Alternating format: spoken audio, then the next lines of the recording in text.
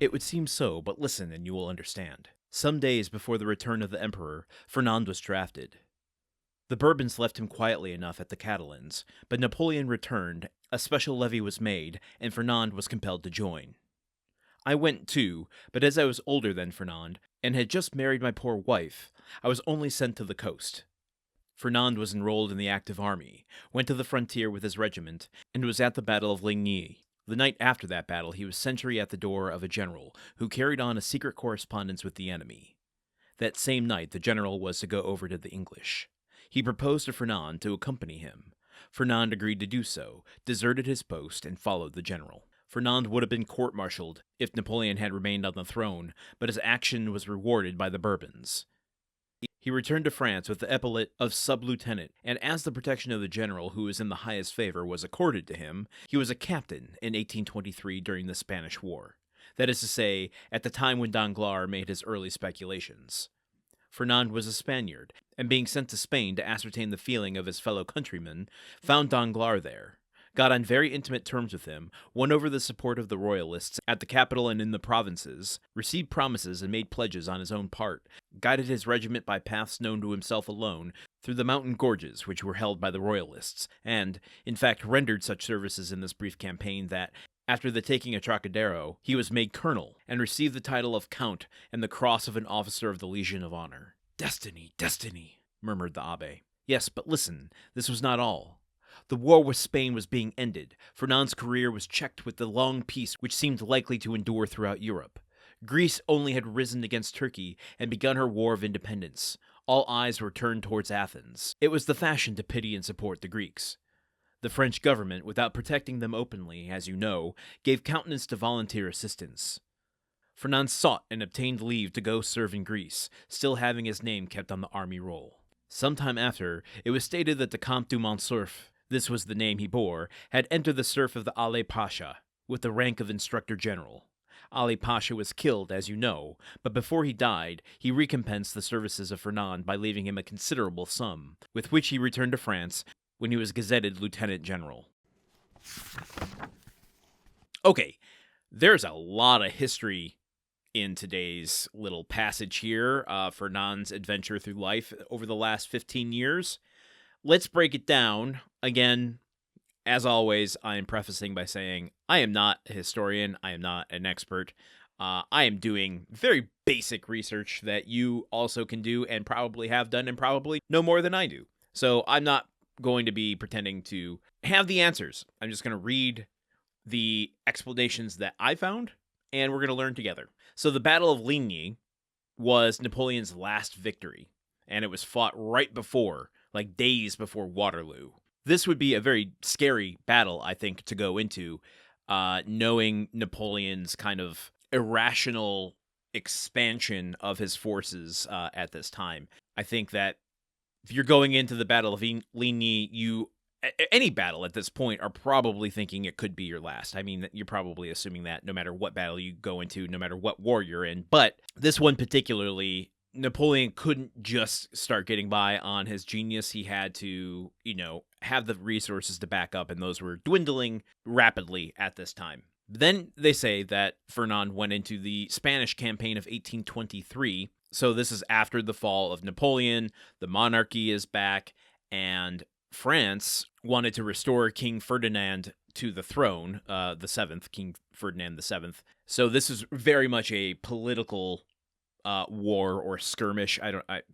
Again, I'm not the military historian, so I don't know what the proper terms to apply to these things are, but it's the sort of thing where a soldier that is rising in the ranks can make a name for himself.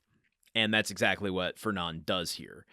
Now, Caderousse doesn't go out of his way to really explain whether Fernand is opportunistic, lucky, falling ass over backwards into these opportunities, just that they're happening to him.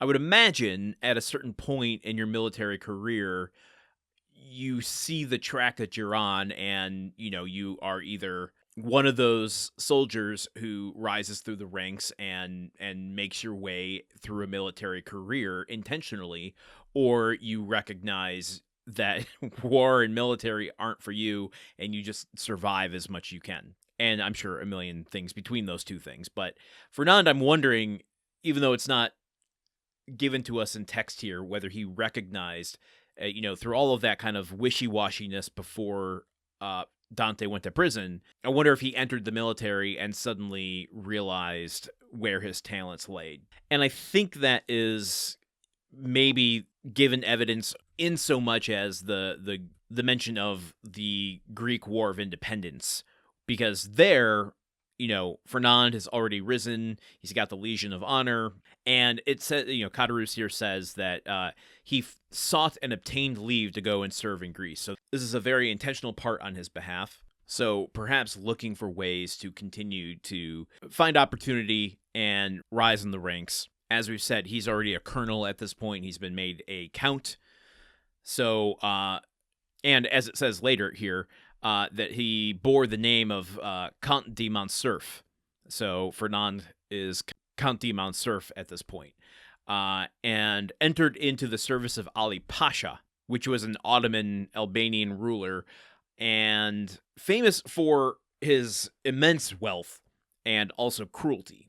So I think that Fernand is, or maybe not even Fernand, Dumas is showing us that Fernand is willing to seek ambition outside of virtue and morals. He's found a path toward power and position and is actively choosing to go down that route despite what he finds himself involved with. Which is interesting when we're maybe comparing all these men to each other, including to Dante.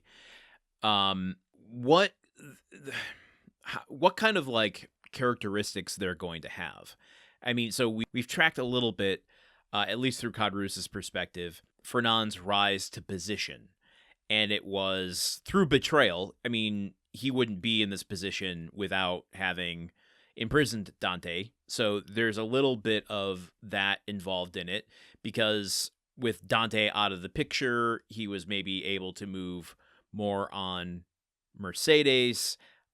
There's a little bit rooted in politics.